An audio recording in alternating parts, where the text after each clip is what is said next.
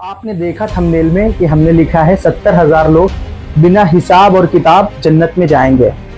اس کا معنی کیا ہے؟ وہ کون لوگ ہوں گے؟ کیا واقعی میں 70,000 لوگ بنا حساب اور کتاب جنت میں جائیں گے جن کو کوئی حساب کتاب نہیں دینا؟ ہاں، آئیے اس بارے میں بات کرتے ہیں۔ السلام علیکم ورحمۃ اللہ وبرکاتہ۔ اللہ کے رسول صلی اللہ علیہ وسلم فرماتے ہیں 70,000 لوگ میری امت میں سے بنا حساب اور کتاب جنت میں جائیں گے۔ وہ کون لوگ ہیں؟ پہلے تھوڑی سی بات کرتے ہیں کہ وہ 70,000 کی کنڈیشن کیا ہے۔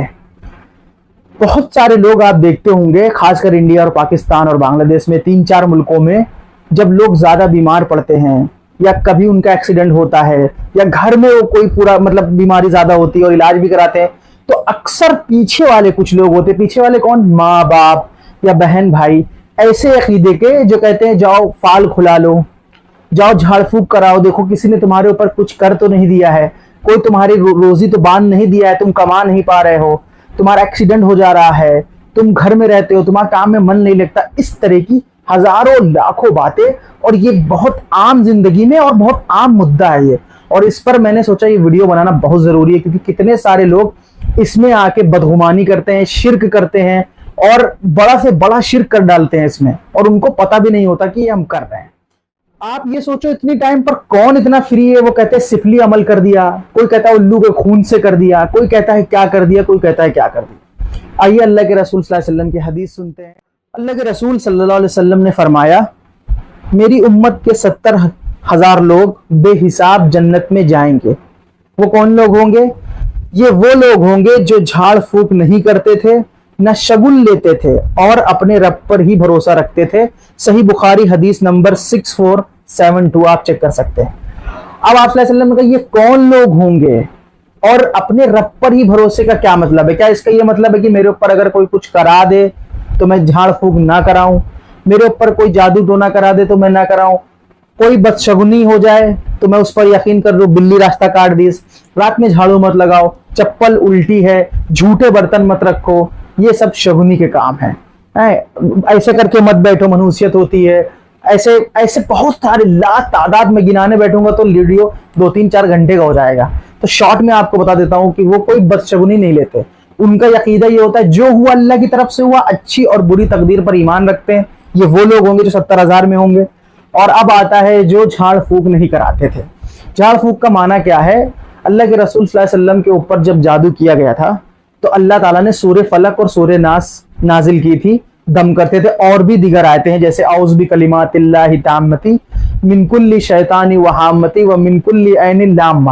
یہ نظر بد کی بہت اچھی دعا ہے، اور اس کو ہو جائے تو صحیح کیسے کرے؟ تو اللہ کے رسول صلی اللہ علیہ وسلم نے رقیہ کا حکم دیا ہے۔ رقیہ کیا ہوتا ہے؟ ایک صحیح عقیدے کے عالم کے پاس جاؤ جو توحید پرست ہے، آپ کے اوپر جادو ہو جائے، جن آ جائے، تو اس کا علاج یہ ہے، جاؤ اس سے علاج کراؤ۔ اس کا علاج کا مطلب کیا ہے؟ وہ آپ کو کوئی تعویذ نہیں دے گا، وہ آپ کا فال نہیں کھولے گا۔ فال مطلب آپ کی پچھلی اگلی زندگی نہیں کھولے گا، اس میں تو سب کچھ جھوٹ ہی رہتا ہے، 99%، 1% وہ لوگ سچ بتا بھی دیتے ہیں، تو وہ فال نہیں کھولے گا، علم غیب جاننے کی کوشش نہیں کرے گا، وہ سیدھا سیدھا آپ کے پانی کی دم کرے گا، جو قرآن کی کچھ آیتیں ہیں وہ دم کر دے گا، چھوارا ہے، ہینگ ہے، یا ایسے سر میں لگانے والا تیل وہ دم کر کے دے دے گا، اور آپ کو بولے گا اتنے دن کرنا ہے ایسے۔ اور رقیہ موبائل کی سننا ہے۔ اس موبائل کی رقیہ کیا ہوتی ہے؟ کچھ آیتیں علماء نے اکٹھا کی ہیں جس کو موبائل میں بجایا جاتا ہے اور سنا جاتا ہے، جس سے جو ہے اس کو رقیہ بولتے ہیں۔ تو اب یہ جو علاج ہے، یہ 99% میں کہتا ہوں لوگوں کو نہیں پتا۔ کن کو پتا ہے؟ ذرا سا کچھ ہوا، چلو عالم کے پاس، 400 روپے دو، 1000 روپے دو، ہڈی سر کی لاؤ، مرغے کی ٹانگ لاؤ، یہ لاؤ وہ لاؤ، اور پھر یہاں دفنا دو، وہاں دفنا دو، اور بڑی سی تعویذ گلے میں لٹکا دیتے ہیں۔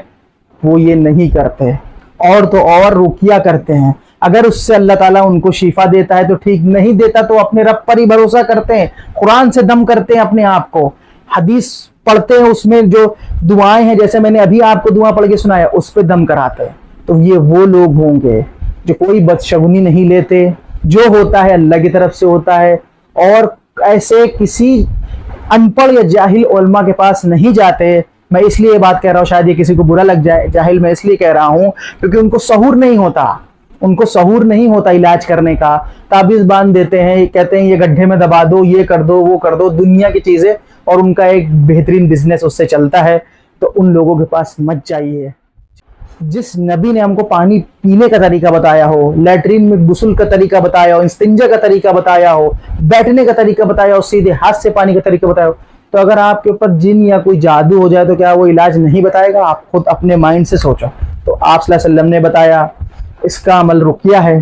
بہترین کوئی صحیح عالم جو توحید پرست ہو، جو قرآن حدیث کے مطابق رقیہ کرتا ہو اور اس پہ چلتا ہو، اس سے جا کے علاج کروا لیجیے۔